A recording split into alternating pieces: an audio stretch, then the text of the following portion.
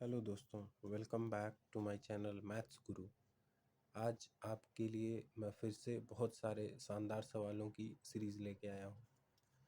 पहला सवाल देखिए, ये एक लाइन है, इस पे ये आप फिगर देख सकते हैं। फिगर में क्या बना है, ये यहाँ पे ऐसे जब भी बना है तो इसका मतलब ये 90 डिग्री है। और यहाँ पे मेंशन भी किया है कि angle P O Y is equal to 90 degree. अगर ये 90 डिग्री है और ये देखिए यहाँ पे एक रेखा है, इस पे एक दूसरी रेखा खड़ी है, एक तीसरी, मतलब मैंने पहले भी बताया था कितनी भी रेखाएं खड़ी हों ये कुल एंगल 180 अंश का बनेगा। ये अगर 90 है, इसका मतलब कि ए और बी मिलके कितना होंगे, 90 डिग्री होंगे। लेकिन यहाँ कंडीशन दिया है, देखिए ए और बी में रेशियो दिया है 2:3 का। अच्छा, ए और बी मिल के कितना है, 90 डिग्री है। और ए और बी में रेशियो कितने का है, 2:3 का रेशियो है। तो अगर इसको मैंने 2 मान लिया, इसको 3 मान लिया, इसका मतलब ए बी मिल के रेशियो के हिसाब से कितना हो गया, 5 हो गया। तो 5 कितना है, 90 है। तो एक कितना हो जाएगा, 18 हो जाएगा। रेशियो के सवाल को ऐसे आप आसानी से हल कर सकते हैं। अगर 5 90 है तो एक कितना हो जाएगा, 18। तो दो कितना हो जाएगा, 18 में 2 का गुणा करेंगे तो कितना आ जाएगा, 36। और 3 कितना हो जाएगा, 3 में 18 का गुणा करेंगे तो 54। इसका मतलब कि ए हो गया 36 और बी हो गया 54। बी का मान निकल गया 54। आपसे पूछ रहा है ए का मान कितना आएगा, तो देखिए ए का मान आ गया 36 डिग्री, बी का मान आ गया 54 डिग्री। एक और बचा है, देखिए यहाँ पे सी का मान पूछ रहा है कि सी का मान कितना आएगा। सी का मान निकालने के लिए क्या करना पड़ेगा, देखिए अब यहाँ पे ये एक सीधी रेखा है और इस पे ये एक रेखा खड़ी है। ये देखिए एम जो है, एम या इसका कुछ भी नाम दे दीजिए, एम एन जो है वो एक सीधी रेखा है और इस पे एक दूसरी रेखा खड़ी है। इसका मतलब ये टोटल एंगल कितना हो जाएगा, 180 डिग्री। तो हम यहाँ लिख सकते हैं C plus 54 is equal to 180 degree. तो C is equal to 54 plus है, उधर जाएगा तो माइनस हो जाएगा। 180 डिग्री माइनस 54 तो कितना आ जाएगा, 126 डिग्री। तो ये रहा पहला सवाल। बहुत बढ़िया सवाल है, रिपीटेड क्वेश्चन है, एनसीईआरटी का क्वेश्चन है, इसलिए इसका आने की संभावना बहुत ज़्यादा है। अच्छा सवाल है। दूसरा सवाल देखिए, उस दिन मैं जब शीर्षाभिमुख कोण बता रहा था तो बोला था कि आपको ये देखना है कि किन दो लाइंस के बीच का एंगल है, उसके बाद आप इजीली कर ले जाएंगे। इसमें वाई का मान पूछ रहा है, तो देखिए ये लाइन, जैसे ये लाइन और इस लाइन के बीच 5y बना है, तो बस इसको आगे बढ़ा दीजिए। इसको आगे बढ़ाएंगे तो ये मिल रहा है और इसको आगे बढ़ाएंगे तो ये मिल रहा है। इसका मतलब इन दोनों के बीच का एंगल भी 5y हो जाएगा। ध्यान से देखिए, इस लाइन और इस लाइन के बीच का एंगल 5y है, तो इन दोनों को ऐसे आगे बढ़ाएंगे अगर, तो ये कितना हो जाएगा, 5y हो जाएगा। अच्छा, इसके और इसके बीच का एंगल कितना है, 2y है। इसका मतलब इसको आगे बढ़ाएंगे और इसको आगे बढ़ाएंगे तो इसके सामने का कोण शीर्षाभिमुख कोण के हिसाब से 2y हो जाएगा। अब या आप दो काम कर सकते हैं, या तो पूरा किसी भी पॉइंट के अराउंड जो टोटल एंगल बनता है वो 360 डिग्री का बनता है, तो सबको जोड़ के 360 के बराबर कर दें। या किसी लाइन के अराउंड 180 डिग्री का एंगल बनता है तो एक तरफ वाले को जोड़ लें। तो हम एक तरफ वाले को जोड़ लेते हैं, तो 5y plus 5y plus 2y is equal to 180 degree. तो 5 5 10 और 2 कितना होता है, 12y। तो 12y आ गया 180 डिग्री। तो y कितना आ जाएगा, 180 बटे में 12, तो ये कितना आ जाएगा, 15। तो ये आपका आंसर हो जाएगा। अच्छा, यहाँ पे ध्यान से देखिए, 12y का मतलब होता है, फिर से समझा दे रहा, 12 इंटू वाई। चूंकि यहाँ पे 12 इंटू में है तो दूसरी तरफ जाएगा तो डिवाइड में आ जाएगा। ये चीज़ ध्यान रखनी है, बहुत ही आसान है लेकिन ध्यान रखना है। अब ये देखिए, इस सवाल में भी वही काम है बहुत आसान, लेकिन आपको ये पता होना चाहिए कौन किसके अपोजिट आएगा। देखिए अब ये लाइन और ये लाइन, इन दोनों लाइन के बीच का एंगल 35 डिग्री है। इसी को बस आगे एक्सटेंड कर दीजिए। इस लाइन को आगे बढ़ाए तो ये वाली मिल गई, इसको आगे बढ़ाए तो ये वाली मिल गई। इसका मतलब ये कितना हो जाएगा, 35 डिग्री।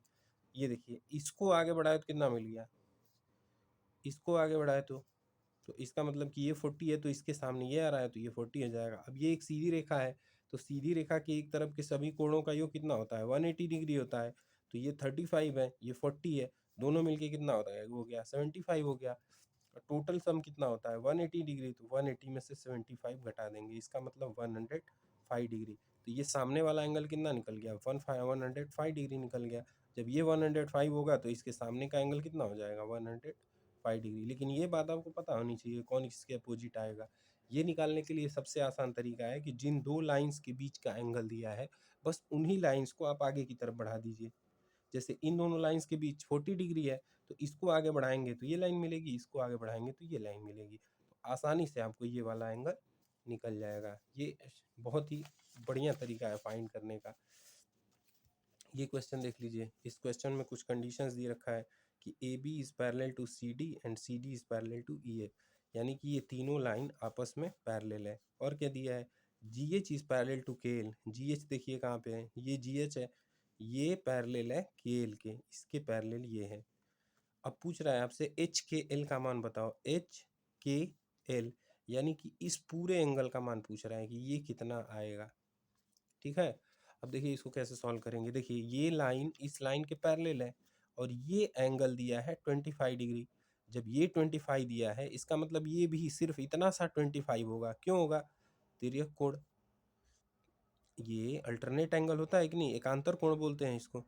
एकांतर कोण आपस में बराबर होते हैं। जब कोई दो समांतर रेखाओं को एक तिर्यक रेखा काट रही हो तो एकांतर कोण बराबर होते हैं। तो ये 25 है तो ये भी 25 हो जाएगा। अच्छा, अब दूसरी लाइंस दिया है कि K L is parallel to this line, इसका मतलब इसका भी यूज होगा। तो इसको अगर हम पीछे की तरफ ऐसे बढ़ा देते हैं तो देखिए अब यहाँ पे भी ध्यान से देखेंगे तो एक लाइन दूसरी लाइन दोनों आपस में पैरेलल और इसको एक ये तिर्यक रेखा काट रही है।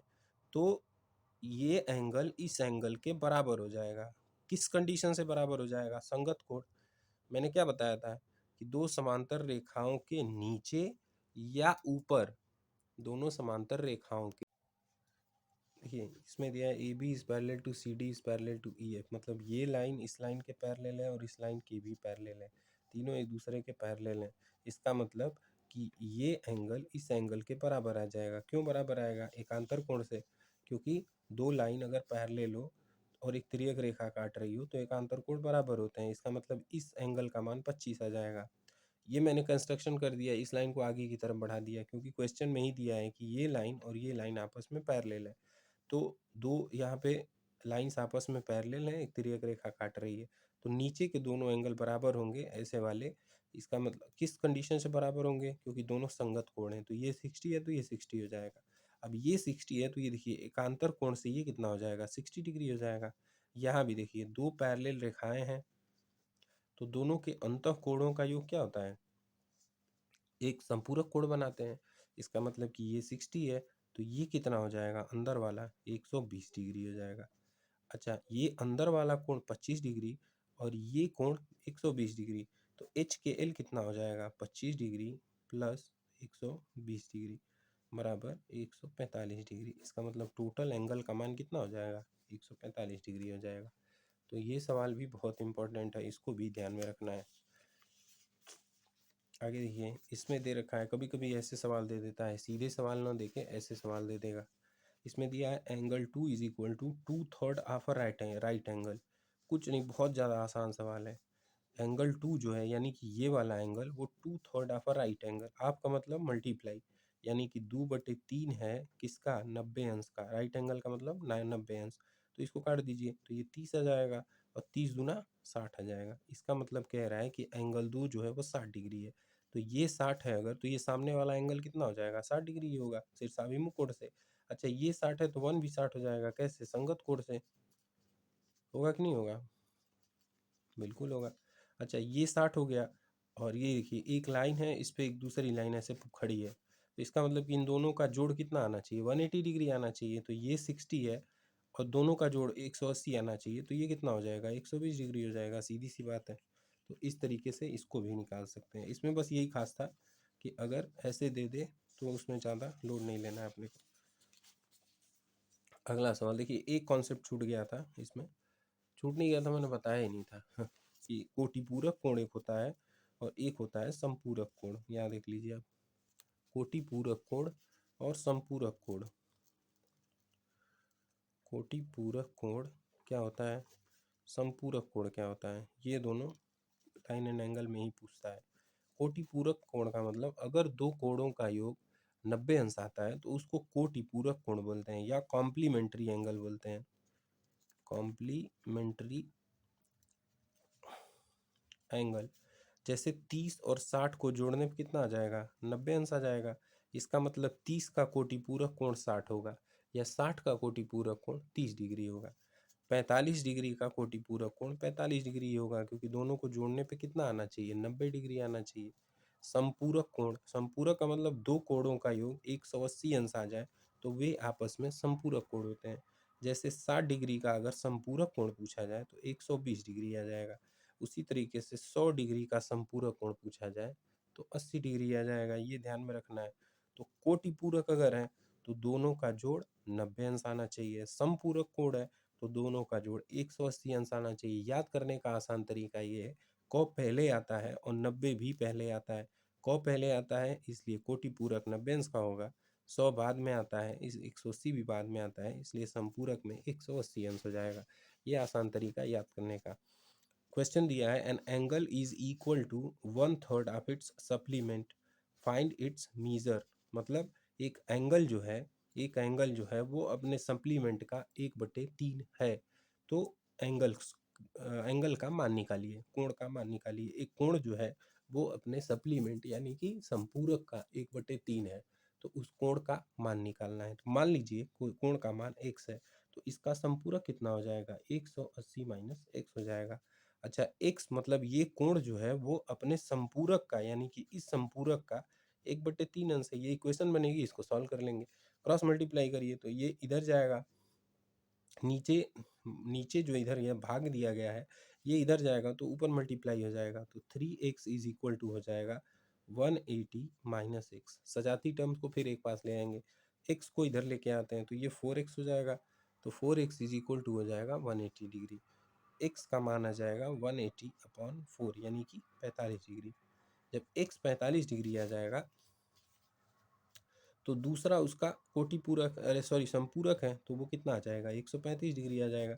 अब देखिए 135 का 1/3 45 है कि नहीं है, बिल्कुल है। तो आप ऐसे अपने आंसर को चेक भी कर सकते हैं कि आपका आंसर सही है कि नहीं है, आसानी से चेक कर सकते हैं। देखिए यहाँ पे हो गया। एक सवाल ये देख लीजिए, an angle is 14 degree more than its complementary angle. मतलब एक कोण जो है वो अपने कोटि पूरक से 14 डिग्री बड़ा है। एक एंगल जो है यानी कि एक कोण अपने कोटि पूरक से 14 डिग्री बड़ा है, ठीक है। फाइंड इट्स मीजर, इसका मान बताओ। देखिए इसको बिना सॉल्व किए मैं बता रहा हूँ कैसे करना है। कैसे करना है, अगर मान लीजिए ये 14 डिग्री को हटा दिया जाए, 14 डिग्री को हटा दिया जाए तो दोनों कोणों का मान क्या हो जाएगा, समान हो जाएगा। और कोटि पूरक कोण का मान कितना होता है, 90 डिग्री होता है। तो 90 डिग्री को दो जगह बांट देना है यानी कि 45/45 हो जाएगा।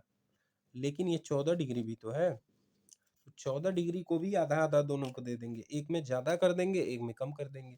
तो 45 में 7 अगर ज्यादा करेंगे तो 52 डिग्री आ जाएगा, और 45 से 7 अगर कम कर देंगे तो 38 डिग्री आ जाएगा। अब देखिए एक कोटि पूरक है जो अपने कोटि एक एंगल है जो अपने कोटि पूरक से 14 डिग्री ज्यादा है। देख लीजिए ये 38 है और ये 52 है, और दोनों को जोड़ने पे कितना आ रहा है, 90 डिग्री भी आ रहा है। तो ये आपका आंसर हो जाएगा। ऐसे सवालों में आप सीधे सीधे आधा आधा करके, मतलब पहले तो ये जो जितना अधिक है या कम है उसको हटा दीजिए, सीधे सीधे कोटि पूरक हो या संपूरक हो आधा कर दीजिए। मतलब जैसे कोटि पूरक था इसमें तो 90 डिग्री का 90 डिग्री है कोटि पूरक है, तो अब इसको आधा आधा कर दिए तो 45/45 दो भागों में बांट दिए।